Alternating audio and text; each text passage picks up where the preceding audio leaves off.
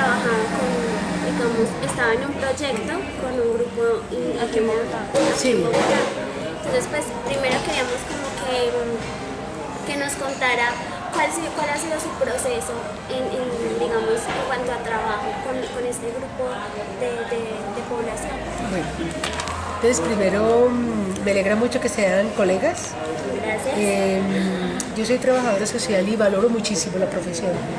Y creo que el trabajo social tiene un acumulado que si lo tomamos en serio nos ayuda no solamente a buscar alternativas para las personas con mayor sufrimiento, sino que nos ayuda a entender de dónde viene el sufrimiento y a tratar de que nuestras propuestas, nuestras investigaciones puedan tener una conciencia crítica y no simplemente, no necesitamos profesionales del trabajo social exclusivamente para hacer monitoreo a los problemas del país, sino cómo sus actos, sus investigaciones, su reflexión, su capacidad de mirar tiempo y lugar ayudan a entender los cambios que está viviendo el país.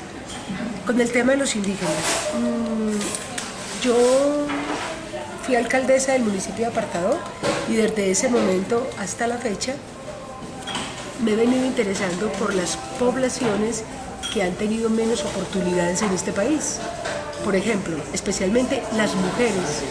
Y las mujeres para las comunidades indígenas tienen una doble connotación, porque a veces pensamos que la cultura prima sobre los derechos y de qué manera el maltrato, las prácticas, tenemos que conocer qué es lo que está pasando al interior del mundo indígena.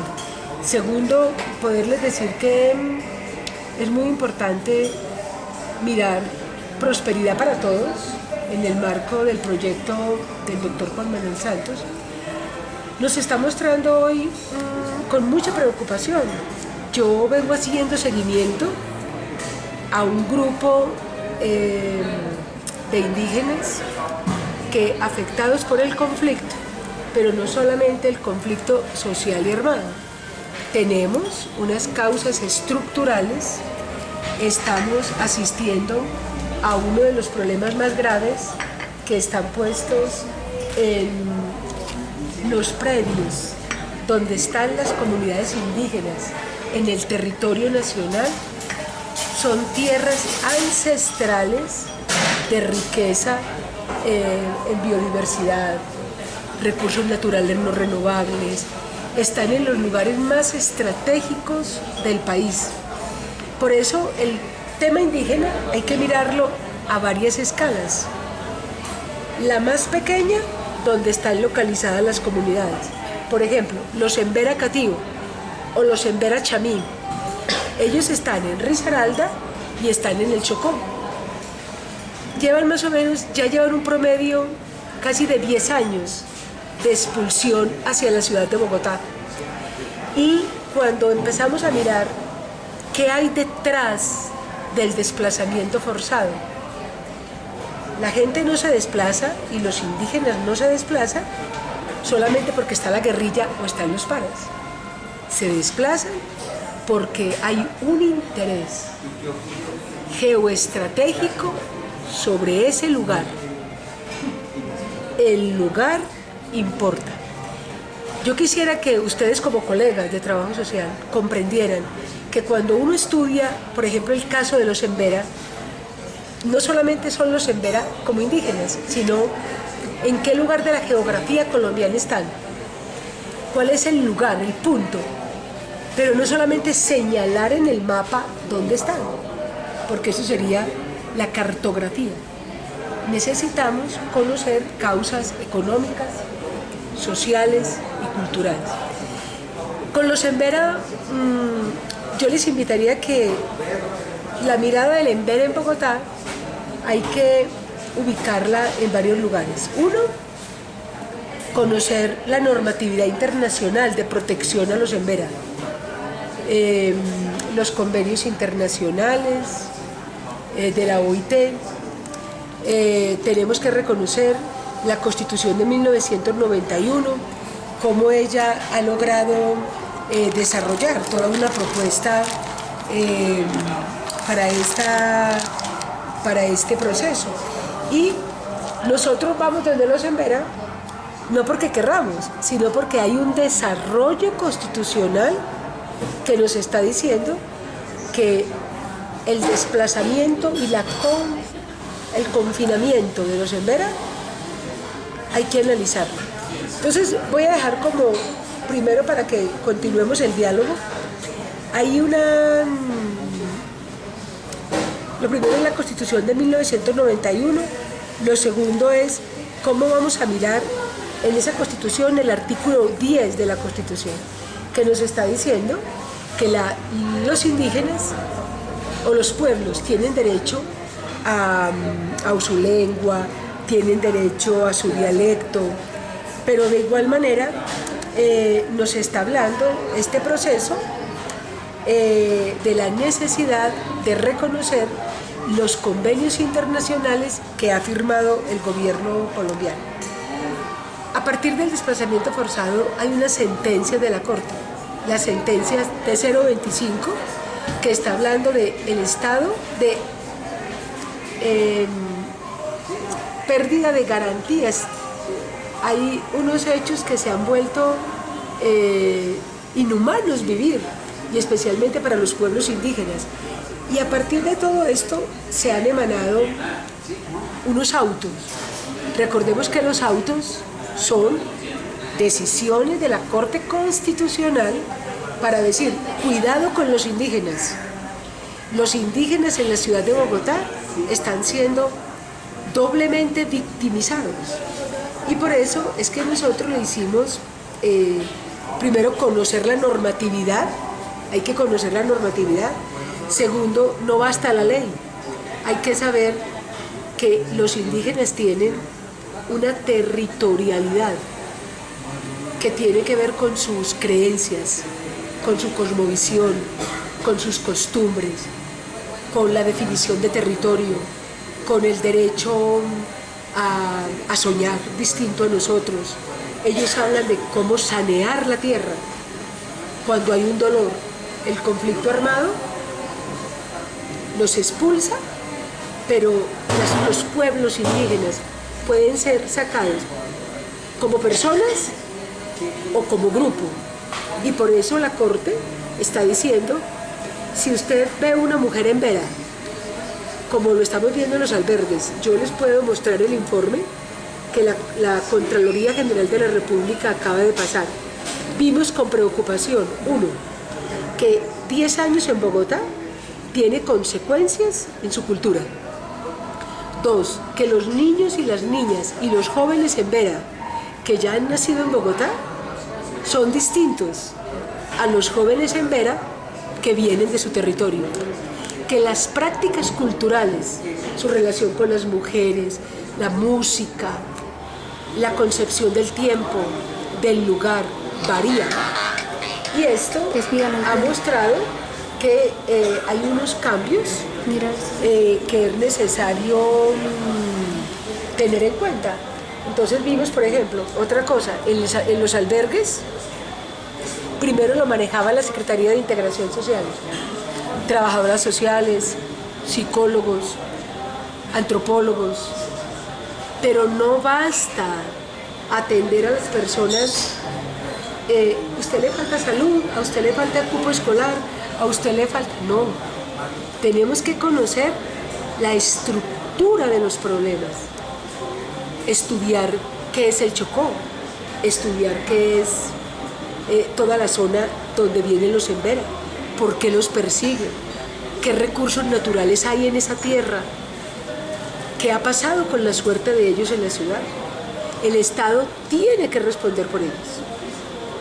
Entonces, hoy están en un albergue, están en 6.000 metros cuadrados, 400 en vera, entre niños, niñas, tenemos toda la estadística, y ustedes pueden observar cómo están en un salón grande como estos, donde las parejas por las noches colocan carpa para taparse unos con otros, pero están todos juntos. O sea, los niños, las niñas, los jóvenes ya han violado niñas en Vera en los albergues. Eso tiene que ver con que la ciudad no es el lugar para los pueblos indígenas, pero los residentes en la ciudad no podemos maltratar a los pueblos indígenas. Nosotros estuvimos en una entrevista que le dio la doctora al programa Hagamos Memoria. En ella usted hablaba de que más o menos en el siglo XVII hubo digamos, un interés económico sobre algunos territorios, y mencionaba la doctora sobre unos megaproyectos que usted llamó que fueron ocultos para nosotros. Entonces, en comparación con los 12, digamos, con los proyectos o el proyecto de la locomotora minera que se está trabajando actualmente, ¿tiene alguna relación? ¿Usted cree que es ese mismo? Claro, lo primero que yo pienso es que la formación de trabajo social tiene que vincular más, por ejemplo, economía y geografía. Y me gustaría mucho que las trabajadoras sociales se preocuparan por la geografía, no solamente por el mapa, porque la geografía es el estudio de las multivariables económicas, políticas, sociales y culturales que producen espacios diversos y generan una satisfacción o no de los derechos de acuerdo a cómo se viva. Y quiero decirte que los megaproyectos, sobre todo la cintura del Pacífico, lo que hoy estamos viendo en los megaproyectos de la locomotora minera, no sucedieron ahora, hacen parte de un proceso histórico de consolidación territorial. Por eso los trabajadores y las trabajadoras sociales, cuando llegamos a una región, tenemos que conocer no solamente el clima, los ríos, la forma de llegar a un territorio, su cultura, su población, su economía. Tenemos que saber cuáles son los intereses del capital sobre esa región. Quiero decir, cuáles son los megaproyectos, porque usted como trabajadora social quiere buscar respuestas locales a un problema global. Entonces, tenemos que conocer las tendencias del mercado. ¿Por qué el carbón, el petróleo, la minería se convierten en el siglo XXI en uno de los factores movilizadores de la economía, cuando sabemos que Europa está atravesando una profunda crisis económica y esas reservas naturales que hoy los pueblos indígenas están sobre el carbón, sobre el petróleo, sobre el níquel, sobre el gas. Entonces el gobierno ha generado unos programas para correr pueblos indígenas en Antioquia y liberar técnicamente territorios que después los entregan en concesión. Colombia tiene, no tengo en este momento la cifra, pero ya a través de títulos mineros ha entregado desde 1991 toda la zona del Pacífico y la zona del Urabá, la ha entregado en concesión minera. Por eso cuando el trabajador social llega a una zona donde hay tensión territorial, intereses de multinacionales y campesinos e indígenas que son sacados de la tierra, el trabajador social no puede ser funcional a la explotación, a la expropiación territorial, a la violación a los derechos humanos. Han colocado a trabajadores sociales, a antropólogos y a sociólogos para que hagan un programa de convencimiento a los indígenas para que se retiren de su tierra y puedan las multinacionales desarrollar su obra. El proyecto de Juan Manuel Santos y la locomotora minera está inserta en toda una política internacional de exploración de recursos naturales no renovables, y los países que tienen empresas multinacionales inscritos en este proyecto tienen responsabilidad ética, responsabilidad económica, y no basta con que Colombia tenga convenio con Holanda o con Canadá y tenga aquí sus embajadas, y los trabajadores sociales tenemos que preguntarnos ¿qué papel juega la cooperación internacional y qué papel juegan las embajadas en regiones como el Urabá y el Chocó, el Urabá chocuano, el Urabá antioqueño y el Darién chocuano y el Urabá cordobés, cuando hay megaproyectos que se venían trabajando en el siglo XX, el siglo XIX y siglo XX, para que hoy estén consolidados? El modelo de desarrollo que tiene Colombia es excluyente, y especialmente los más afectados son los pueblos indígenas. No podrá haber paz en este país si las comunidades indígenas, las comunidades afro, los pueblos gitanos, los campesinos están siendo expulsados de su tierra para los megaproyectos. Doctora, ¿usted cree que de alguna manera se ha violado los derechos en cuanto, bueno, Colombia ha firmado algunos tratados como el de San José, el de La Haya? ¿Usted cree que se han violado, se han venido violando esos derechos a nuestro pueblo, a nuestros ancestros? Bueno, yo aquí quiero dejarles para que la pregunta que usted está haciendo. La Corte Constitucional le ha ordenado a las instituciones hacer seguimiento a comunidades que están desapareciendo en Colombia. Por ejemplo, quiero decirles, bueno, ya dije la sentencia T025 del 2004, el auto marco sobre la situación de los pueblos indígenas, que es el auto 004 del 2009, que está pidiendo que las instituciones del Estado hagan una protección a los derechos fundamentales de los pueblos indígenas. Está el auto 382 del 2010, que está pidiendo a la Corte medidas especiales para atender comunidades indígenas como la Intú, la pueblo indígena Intú en Arauca, y en Caño Claro, La Esperanza, los iguanitos que están en el municipio de Tame. La Corte ha dicho, mire, estas comunidades indígenas están siendo más violentadas, se les ha violado todos sus derechos al territorio, a su lengua, a transitar por su territorio, a tener derecho al agua, a tener derecho a la vivienda. Entonces la Corte dice, mire, todos los pueblos están muy mal, los más de 100 pueblos indígenas que tiene Colombia, pero estos merecen una especial protección. Y allí, en este auto de seguimiento, el 004 del 2009, todavía está inconcluso el seguimiento a esos pueblos.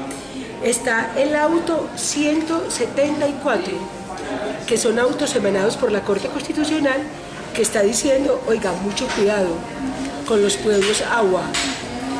Las comunidades agua están siendo violentadas, se están desapareciendo. Ellos están en Nariño. Y está el auto 173, que habla de un pueblo que está desapareciendo en Colombia, los Nucac. El pueblo Nucac está desapareciendo, y me parece, por ejemplo, que las trabajadoras sociales y los trabajadores sociales, cuando están diciendo si el modelo de desarrollo económico y la minería está afectando a los pueblos indígenas, yo les sugeriría que cojan estos autos de la Corte Constitucional y ustedes pueden observar cómo la Corte está diciendo: aquí hay un conflicto de una magnitud impresionante, por favor, protejan los pueblos indígenas, y los trabajadores sociales podemos participar en estudios de investigación. Les quiero contar una cosa. Hoy Colombia, el gobierno nacional, ese gobierno que tiene la locomotora minera, no tiene actualmente un censo ajustado de cuántas personas viven en los pueblos indígenas. Porque cada vez que se va a hacer un censo de los pueblos indígenas, siempre te aparece alguien que dice: cuidado, hay minas, cuidado, está el ejército, cuidado, está la guerrilla, cuidado, están los paras. Pero la pregunta es: ¿cuál es el papel del Estado en la protección de nuestros hermanos mayores? Yo quisiera decirles a ustedes que ojalá sus investigaciones, su visión profesional esté muy puesta en formarse, estudiar historia, geografía, estudiar las sentencias de la Corte, los autos de la Corte, para que puedan ustedes tener un cuadro no solamente ajustado técnicamente, sino que puedan hacer análisis en sitio objetivos que contribuyan a la prevención y a la protección.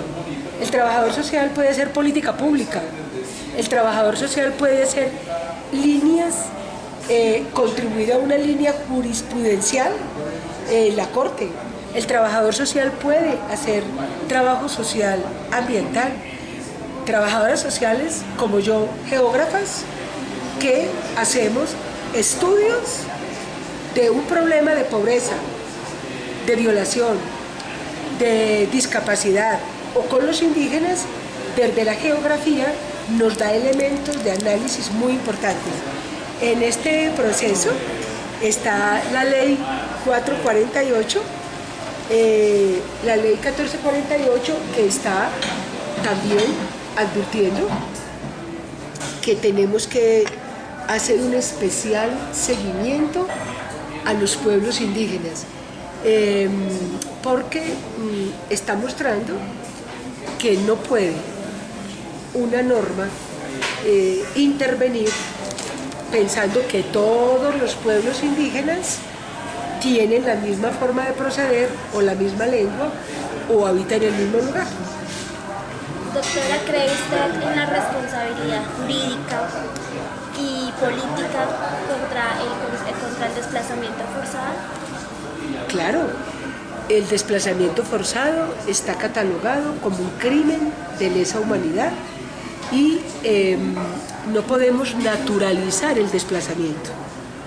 Una de las críticas que yo le he hecho a nuestra profesión es que tenemos muchas trabajadoras sociales en organizaciones no gubernamentales, atendiendo salud, educación, recreación para los desplazados, pero muy pocas trabajadoras sociales y trabajadores sociales en la investigación, en el análisis, haciendo acción política. Y cuando hablo de la acción política es que hay que construir documentos que puedan presentarse a los consejos, a los parlamentos, a la comunidad internacional, advirtiendo que no se puede vivir de la guerra. O sea, yo no puedo tener tranquilamente una ONG para manejar el problema del desplazamiento forzado, yo tener empleo, porque claro que hay una crisis laboral y nos da miedo no tener trabajo, nos da mucho miedo, ustedes como jóvenes, salir y tener una incertidumbre laboral. Pero yo quisiera decirles, ustedes que están en un proceso de formación, que no tengan miedo, que tengan mucho coraje, tengan mucho interés de estudiar, de preocuparse por las otras posibilidades de nuestra profesión y no solamente tolerar, no silenciarse ante la violencia política, no silenciarse ante el daño humano a la gente. Hay que hacer investigaciones, hay que hacer un trabajo técnico, pero muy humano. O sea, la investigación tiene que llevar el corazón. Si ustedes investigan fríamente, investigan solamente con estadísticas y no le colocan a eso sentido, arraigo, no le colocan interés, sus investigaciones quedarán neutras. Doctora, y pues ya para finalizar, la pregunta obligada, ¿qué opina usted sobre los diálogos de paz que se están llevando a cabo con las FARC en La Habana?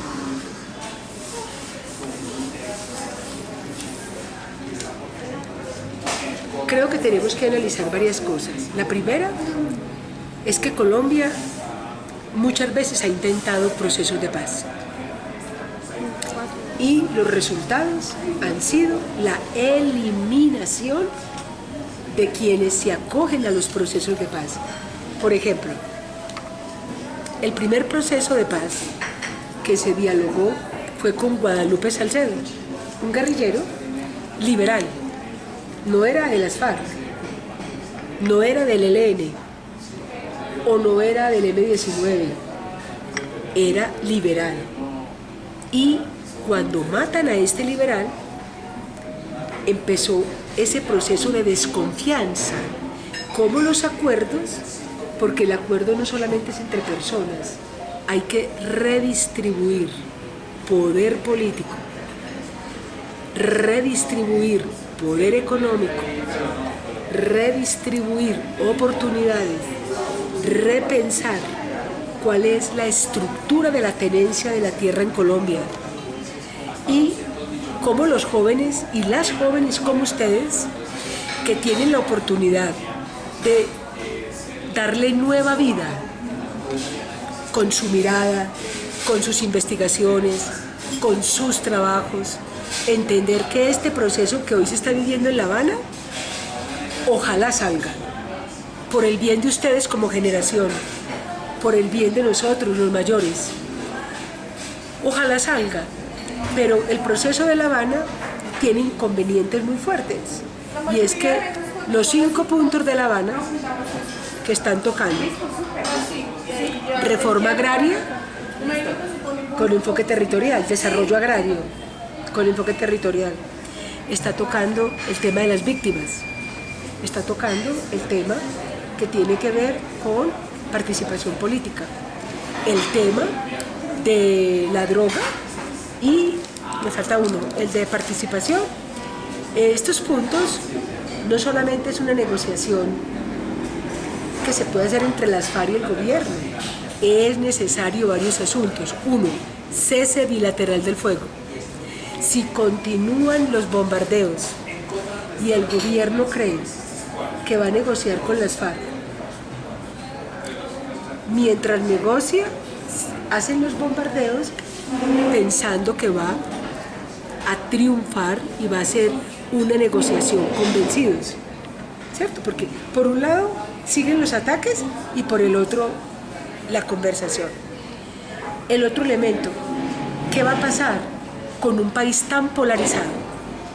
Un país donde seguramente si ustedes colocan esta entrevista en su salón de clase, personas que pensarán, no vale la pena el diálogo, es mejor una salida militar, es mejor que haya un triunfo militar, que haya un Estado fuerte, no es conveniente. Colombia tiene una profunda desigualdad, una profunda inequidad, pero todo no se va a solucionar en La Habana.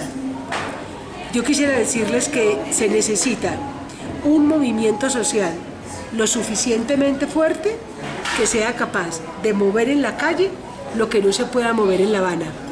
Y el ELN está buscando un diálogo en Brasil. O sea, tanto negociación de La Habana como negociación del Brasil tienen que permitir que haya una sociedad lo suficientemente capaz de articular esfuerzos para que enfrentemos el tema de cambios y haya más equidad y justicia. Entonces, yo espero que ustedes sean unas trabajadoras sociales con mucha fuerza, con mucho amor por esto, y que estudien otras áreas que les complementen su visión, su trabajo. Doctora, una pregunta. Nosotros hablamos de un conflicto social y armado, porque el Estado lo nombra solo como un conflicto armado. Porque el Estado, me parece una pregunta muy interesante, porque el Estado siempre se ha visto como neutro, o sea, son ustedes los que se matan, yo no. En este momento, la institucionalidad está afectada. Hay un problema de pérdida de confianza institucional en la administración de justicia, en la administración pública, en la fuerza pública, en las instituciones religiosas, en los grupos insurgentes. Hay una pérdida porque cada vez se siente como que el conflicto fuera por allá y el Estado no fuera responsable. Acá hay un Estado responsable y el Estado siempre ha dicho conflicto armado. Hay unos delincuentes que atacan el Estado, pero nosotros y nosotras, especialmente yo que hago parte de un grupo de gente de este país que ha trabajado por la paz, por el acompañamiento a las víctimas, lo nombramos como conflicto social y armado, porque estamos hablando de que aquí hay unas causas estructurales de concentración de la riqueza, concentración de las oportunidades, concentración de la tierra, hay una inequidad y cada gobierno ha profundizado la desigualdad y muy pocos piensan que es necesario producir otra forma de vivir en justicia, como en geografía lo llamamos producir espacios para la dignidad, para la democracia, o sea, donde haya un comportamiento de la ética, donde usted no acepte corrupción en ningún campo, ni en lo privado ni en lo público, donde usted movilice la ciudadanía y no le pague a la ciudadanía por movilizarse, donde usted construya democracia directa y no solamente que a usted la llamen a validar una decisión. El gobierno, los gobiernos desde 1960 hasta hoy, después del asesinato de Gaitán, han contribuido a profundizar la inequidad y la injusticia. Y es necesario que los movimientos sociales, las intelectuales, ustedes, como gente joven que se está formando, a cada profesor en clase le pregunten eso que está enseñando, cómo se ve en la práctica, cómo se traduce, cómo se construye democracia, cómo el saber se tiene que traducir en prácticas de vida distintas. Y por eso, conflicto social y armado merece una salida política, no militar, y que trabajemos por cambios estructurales en este país. Bueno, muchísimas gracias, doctora, por regalarnos este tiempo. Yo quiero hacer una última pregunta, doctora. ¿Usted qué cree sobre los que se oponen a los diálogos de paz? Lo más grave de la gente que se opone a los diálogos de paz es que ellos también quieren la paz, pero ellos quieren una paz del silencio, de las tumbas, de la impunidad, del exilio, de la violación, de pensar que el capital es el único que puede producir desarrollo. O sea, saquemos a los indígenas, saquemos a los negros, saquemos a los campesinos, desterritorialicemos a la gente, quitémosle su raíz, que toda la gente se venga a las ciudades, para que el capital, que no es solamente la plata, sino lo que nos imaginamos que puede servir una región y lo que hagamos para que eso sea, esa es la gente que se está oponiendo a una salida política al conflicto. Todos aquellos que tienen cifradas sus esperanzas en la concentración y en la acumulación de la tierra y del capital para beneficio de unos pocos, para profundizar la humillación. Termino diciéndole, la Corte Constitucional habla que la dignidad es vivir bien, vivir como se quiera y vivir sin humillación. Y por eso los que se oponen a los diálogos de paz trabajan para que esas tres cosas se profundicen en el país. Más humillación, más incapacidad de vivir donde uno quiere vivir y donde uno tiene sus arraigos. No todo el mundo tiene que vivir en las ciudades. Hay otra manera de vivir que lo enseñan los pueblos ancestrales. Entonces, yo creo que tenemos que trabajar para que ganen las voces que estamos luchando por una salida de paz con justicia. La generación que ustedes representan merece vivir sin odios y merece vivir en un país donde ustedes puedan tener educación, salud, sus hijas y sus hijos, o si ustedes no quieren tener hijas e hijos, ustedes puedan vivir en dignidad en este país y no se tengan que ir a vender su conocimiento a otra parte, mientras los extranjeros vienen a usufructuar este país. Listo, muchas gracias. Doctora, por este tiempo. Bueno.